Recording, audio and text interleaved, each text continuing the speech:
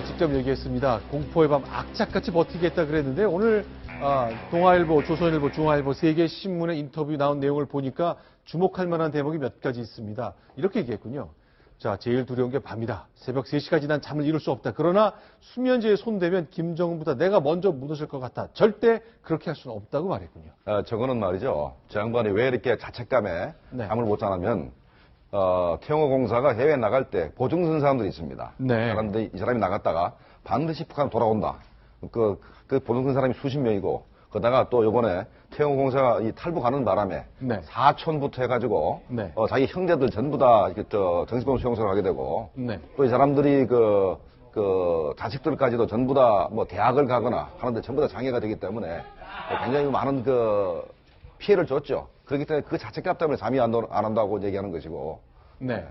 자, 근데 또 하나 보겠습니다. 근데 이제 외교관으로 해외에 나가서 생활하니까 외국 문물 다 보게 되는데 삼성 휴대전화, LG 휴대전화 이런 거 해외에 나가면 많이 쓰게 될 텐데 그거 어떻게 하는 겁니까? 일단 이번에 인터뷰한 내용을 보니까 휴대전화 쓰면 안 된다고 막 막고 그런다면서요. 근데 완전히 막는 건 아니고요. 해외 특히 태영공사 같은 경우 유럽 지역에서 근무를 많이 했지 않습니까? 그런데 김정은이 하필이면 삼성 거를 많이 쓴다. 해외 북한에 나가 있는 사람들이 유럽 쪽에서는 아시겠지만 삼성 스마트폰이 판매율 1위를 기록하고 그랬지 않습니까? 그래서 북한에서 나온 사람들도 자연스럽게 삼성 거를 많이 썼는데 그래서 김정은이 2015년에 삼성은 쓰지 말아라고 직접적으로 지시를 했다는 건데 우스운 거는 LG가 또 대한민국산인 거 몰랐다고 합니다. 그래서 태영공사 같은 경우 LG폰을 사용을 했었다라고 하네요. 삼성 거는 한국산 전화제니까 절대 삼성 쓰지 말라고 지시가 내려왔다. 그런데 LG전자도 휴대전화 잘 만드는데 그걸 모르는 바람에 LG는 뭐라고 안 그래서 나는 LG 거 썼다. 100% 삼성 거 회수했다고 얘기를 하네요. 저건 말이죠. 2015년도에 네. 어떤 일이 있었냐면 그 당시에 국정원에서 무슨 해킹 사건 얘기가 나왔지 않습니까? 네. 그때 이태리에서 네. 해킹 바이러스를 사다가 네.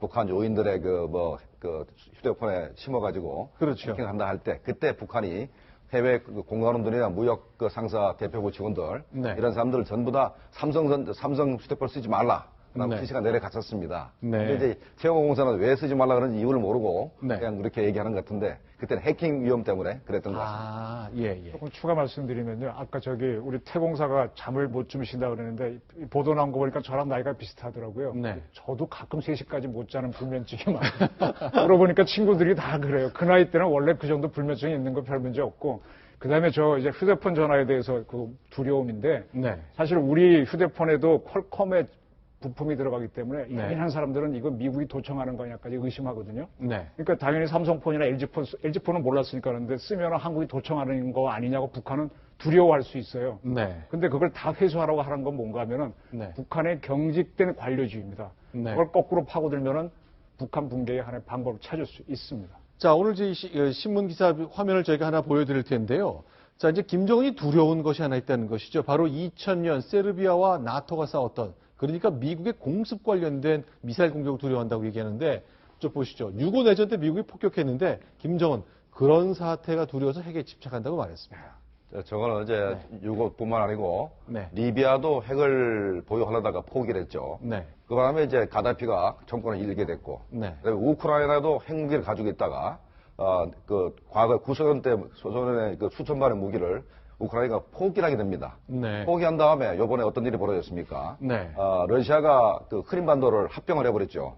만약에 우크라이나가 핵무기를 가지고 있었으면 그런 일이 없었을 겁니다. 그래서 네. 김정은이가 이런 세 가지 그런 사례에서 교훈을 얻어가지고 절대로 핵무기를 포기하지 않을 거다. 이런 얘기를 지금 태영호 공사가 하고 있는 것이죠. 네. 조금 보충을 드릴게요. 저 전쟁이 제가 기억이 나는데 저 때 코소보에 폭격을 주로 했는데 저 처음에 미국이 개입 안 하려고 그랬어요. 네. 왜 개입했는가 하면 저기서 인정청소가 있었고 인정청소가 있으면서도 간간히 자행이 됐거든요. 네. 그걸 보고 누가 화를 냈는가 하면 힐러리 클린턴, 네. 퍼스트 레이디가 화를 냈어요. 클린턴 네. 정부 때. 그래서 그분을 여성단체 중심으로 이럴 수가 없다고 해서 미국이 폭격을 들어가는 거거든요. 네. 그러니까 미국은 큰 관심이 없는 지역인데 여자들을 중심으로 여론이 일어나니까 전쟁을 해버리더라. 네. 그러니까 저는 저 인터뷰를 우리 주성아 씨가 했던데 참 잘한 인터뷰인데 네.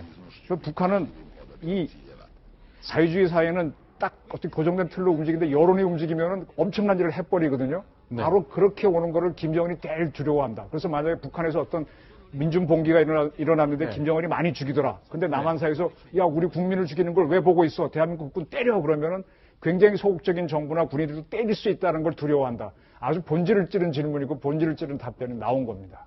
자, 어쨌건 내부에서 무너지는 것. 이제 일반 주민들은 이제 탈북자 중심으로 김정은 체제에 대한 평가를 내놓습니다만, 김정은 교수님.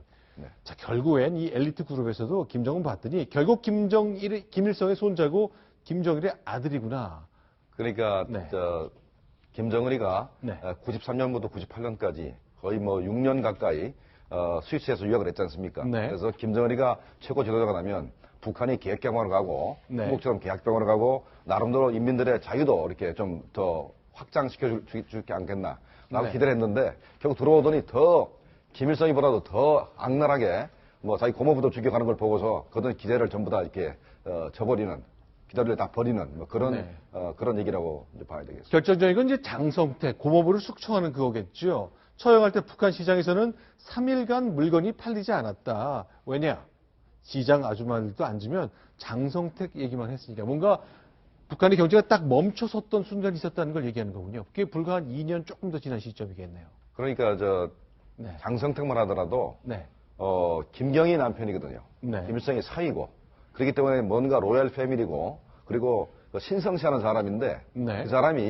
그 사람이 무슨 뭐 마약도 하고 외국에서 도박도 하고 또 달러를 착복했다라는 것을 김정은이가 네. 국가안전보위부 특별재판소에서 네. 제목을 다 적시했죠. 다 적시했기 때문에 네. 그게 인민들이 다 알게 돼버린 겁니다. 그러니까 네. 그 김정은이가 장성택을 제거하기 위해서 적시했던 그런 그 죄목 자체가 김정은 정권 자체를 이렇게 취약하게 만드는 그런 역할을 하게 된 것으로 봐야 되겠습니다. 자, 이런 백두혈통이란 로얄 패밀리들 결국 신처럼 여겨왔는데 이 사람들은 신이 아니었구나. 신에서 이제 인간의 단계로 내려오는 거를 북한 주민들이 본 거네요. 바로 저겁니다. 저게 북한판 지금 박근혜 사태입니다. 네. 보기에 따라서 저렇게 신 패밀리에서 죽고 하는 건데 그때 장성택이 처형된 거는 제가 이런 우리 국정원의 공작을 들어간 걸로 알고 있습니다. 네. 그리고 김 선생님은 부인할지 모르지만 그래서 그 다음 들어가려고 했는데 그게 이제 무산이 됐는데 우리는 저 좋은 기회를 놓쳤거든요. 지금 우리는 지금 대통령이 지금 저 탄핵으로 몰린 사태가 북한은 기회인데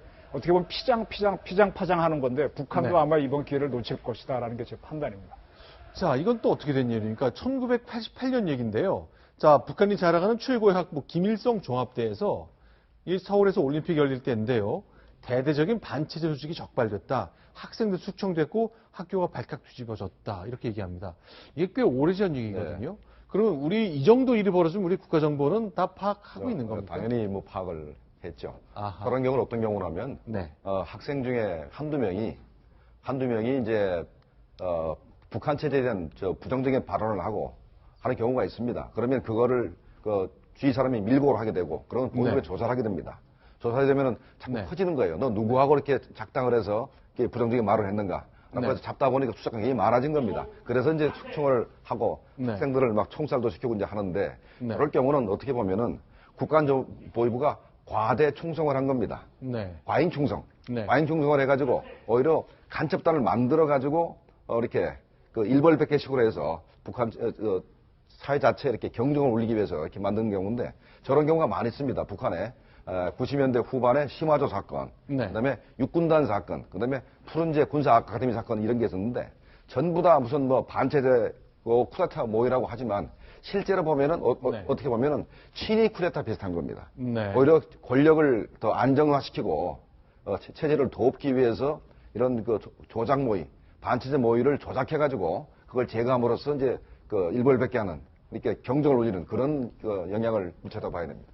알겠습니다. 일단 태영호 공사가 쭉 인터뷰를 하고 있습니다. 아마 내일쯤이면 태영호 공사의 저희 인터뷰 모습도 영상 좀 소개해 드릴 수 있을 것 같은데요.